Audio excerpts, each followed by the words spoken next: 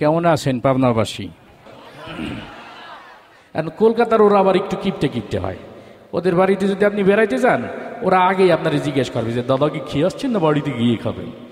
আপনি যদি বলেন যে না দাদা আপনার বাড়ি খাবো, সে আপনার এক কাপ চা দিয়ে বলবে দাদা পুরোটা কিন্তু খেতে হবে দাদা। তো এই হইলে কলকাতা লাগে স্বভাব। এখন বাঙালি যখন কইছে এ তো আমি 100টা খাইতে পারবো, হোটেলে না দাদা তুমি 100টা খেতে পারবে না, ওকে না আমি পারবো, সে না দাদা তুমি পারবে না। এই নিয়ে তর্কাতর্কির এক পর্যায়ে হোটেলওয়ালা বললো ঠিক আছে চ্যালেঞ্জ হয়ে যাক, যদি তুমি 100টা খেতে পারো তোমাকে কোনো বিল দিতে হবে না, আর যদি কম খাও যে কটা খাবে সে কটার বিল দিবে। তা বাঙালি কাছে ঠিক আছে নাও, এমনি পেটে খিদা নাও, চ্যালেঞ্জ নিলাম। এখন বাঙালি একটা একটা করে পুরি খায়, হোটেলওয়ালা দেওয়ালে একটা একটা করে দাগ দেয়। তা মোটামুটি যখন 80-90টা খাওয়া হয়ে গেছে, হোটেলওয়ালা তো কলজা শুকাই গেছে, সপন সত্যি সত্যি তো 100টা মেরে দিবে মাইরি। ও করছে কি লুকাই লুকাই কয়টা দাগ মুছে দিছে।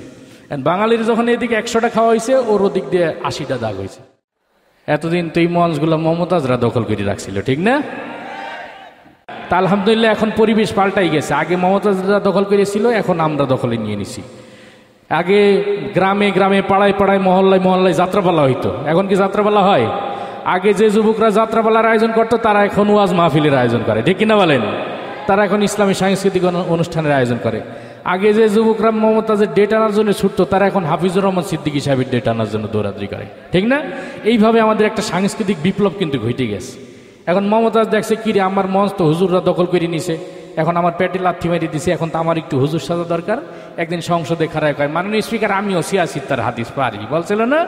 কিন্তু মানুষ এখন সচেতন হয়ে গেছে, কে যে সিয়াসিত্তার আলেম আর কেটা বুক ফাইটে যাওয়া আমরা এখন ভালো করে বুঝি, ঠিক কিনা বলেন? এটাই সুস্থ সংস্কৃতি আর অপসংস্কৃতির পার্থক্য। সুস্থ সংস্কৃতি এখানে গান হবে ঠিক, কিন্তু সবই আল্লাহ আল্লাহ রসুলের গুণগান, যার কারণে এখানে অশ্লীলতা বেহায়াপনার কোনো বালাই নাই, বরং আল্লাহ আল্লাহ রসুলের গুণগান গাওয়ার কারণে আমাদের উপর আল্লাহর রহমত নাজিল হয়, ঠিক কিনা? আর যারা অশ্লীলতা বেহায়াপনা দিয়ে নাচানাচি করে যুব সমাজের চরিত্র বিধ্বংসী গান পরিবেশন করে, তাদের অনুষ্ঠানে কি আল্লাহর রহমত নাজিল হয় না গজব নাজিল হয়?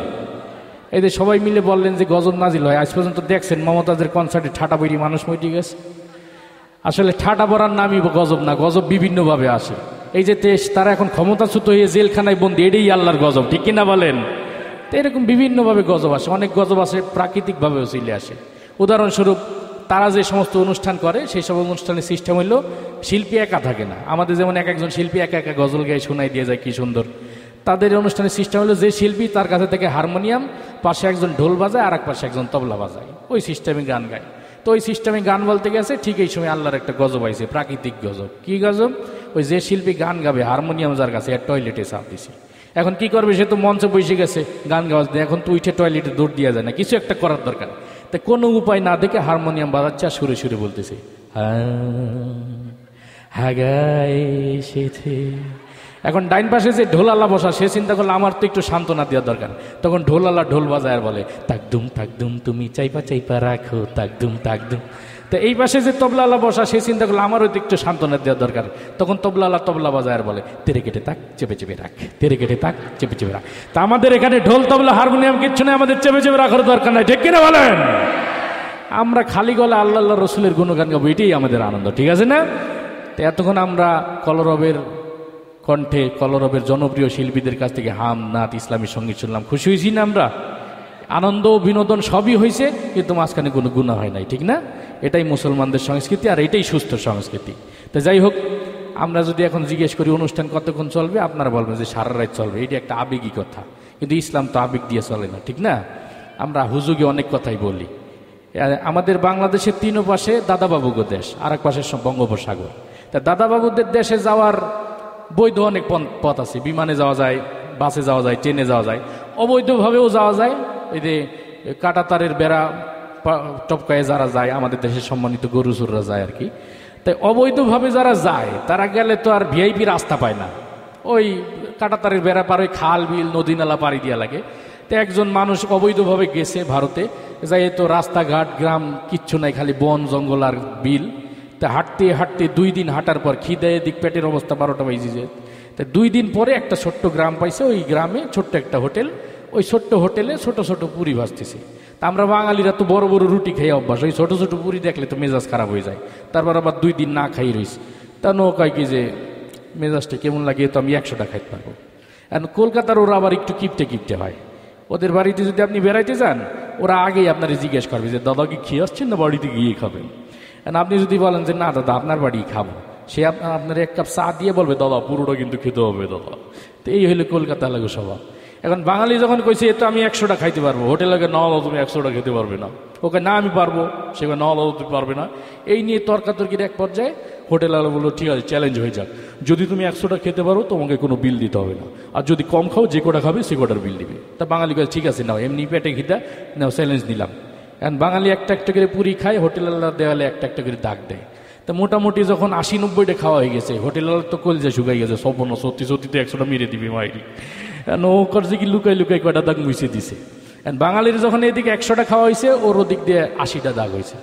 বাঙালি ঢেকুর তুলে বলছে না আমার 100টা খাওয়া শেষ। ওকে না দাদা তোমার 100টা হয়নি, 80টা হয়েছে, আমি গুনে গুনে দাগ দিয়েছি। বাঙালি আমিও তো গুনে গুনে খাইলাম, 100টাই তো খাইলাম। না দাদা তুমি 80টা খেয়েছো, গুনে গুনে দাগ দিয়েছি। এই নিয়ে আবার তর্কাতর্কি শুরু। পরে এক পর্যায়ে বাঙালি বলছে ঠিক আছে সব দাগ মোছ আবার শুরুর থেকে শুরু হবে। তো এইটা তখন হোটেলকে না দাদা তুমি 100টাই খেয়েছো দাদা। তো আমরা যদি ফজর পর্যন্ত অনুষ্ঠান চালাই, ফজরের সময় যদি উপস্থাপক সাহেব জিজ্ঞেস করে অনুষ্ঠান কি চলবে, আপনার বলবেন সব বাদ আবার শুরুর থেকে শুরু করেন। তো এইটা একটা আবেগের কথা, কিন্তু ইসলাম তো আবেগ দিয়ে চলেনি, ইসলাম চলে আল্লাহর হুকুম এবং নবীর তরিকায়, ঠিক কিনা? আমরা সারা রাত আনন্দ বিনোদন করতে করতে যাই, যদি ফজরের সময় শীত পটাঙ্গ ঘুমেই পড়ি আর ফজর নামাজটা না পড়ি, তাইলে সারা রাত আনন্দ বিনোদনের কোনো দাম আছে আল্লাহর কাছে? সুতরাং আল্লাহ কইছেন আনন্দ বিনোদন কম কম করবা, ইবাদত বেশি বেশি বেশি করে করবা, ঠিক না? তার নির্দিষ্ট একটা সময়, আজকে মেলা টাইম হয়ে গেছে, 12টা প্রায় বাইজে গেছে। তো এতটুকু নিয়েই শুকরিয়া আদায় করেন আলহামদুলিল্লাহ। তারপর সময় মতো আমরা ঘুমাই পড়ি, ফজর নামাজটা যেন আমরা ঠিক মতো আদায় করতে পারি। ইনশাল্লাহ আবার আগামী ঈদের আমাদের সঙ্গে আবার দেখা হবে। আজকে যতটুকুই করছি ততটুকুই যেন আল্লাহ তাআলা যা ভুল ত্রুটি হয়েছে সব ভুল ত্রুটি থেকে আল্লাহ তাআলা আমাদেরকে মাফ করে দেন।